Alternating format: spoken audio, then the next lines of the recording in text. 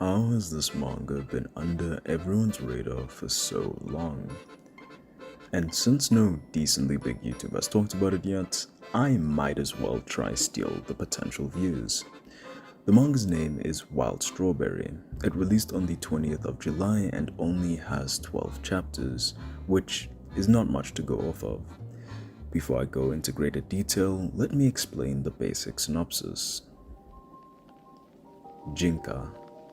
On a date that never gets referenced again, Tokyo got engulfed with plants, and they ended up putting their society at a standstill because of it.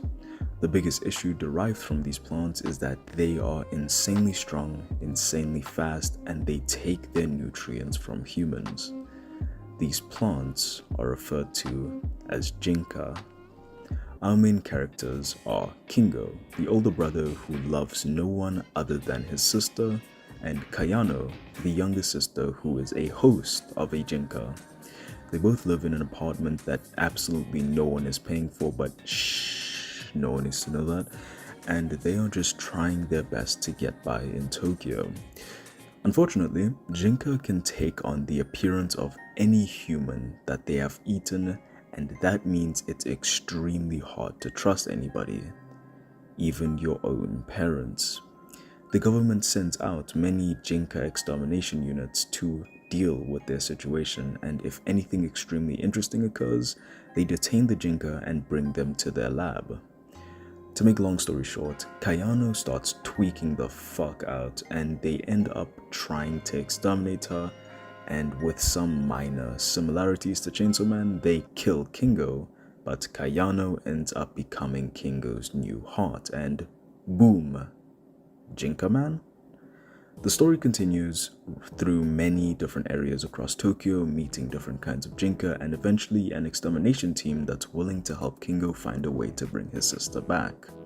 What I like about the manga is that it doesn't go back to traditional shonen routes. I plan on making a video about this eventually. Stories like Jargon, Jujutsu Kaisen, Chainsaw Man, Hell's Paradise, and Attack on Titan aren't afraid of getting gory and killing characters that we have spent chapters building up. I'm not saying that stories like Hunter x Hunter, One Piece, and Naruto aren't good animes because main characters don't die.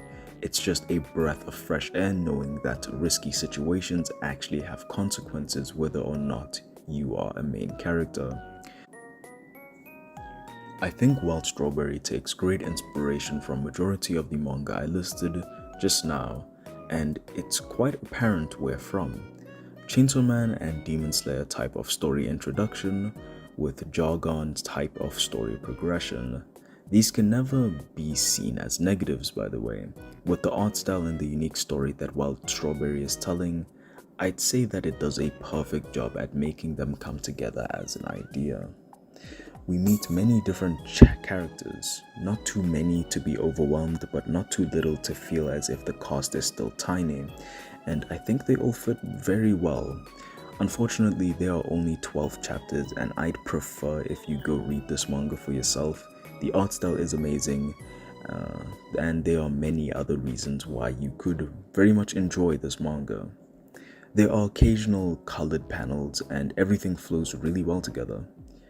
Do I think this is going to be the next big thing? Probably not. But if it is, then my video is going to be the first one in the line to talk about it.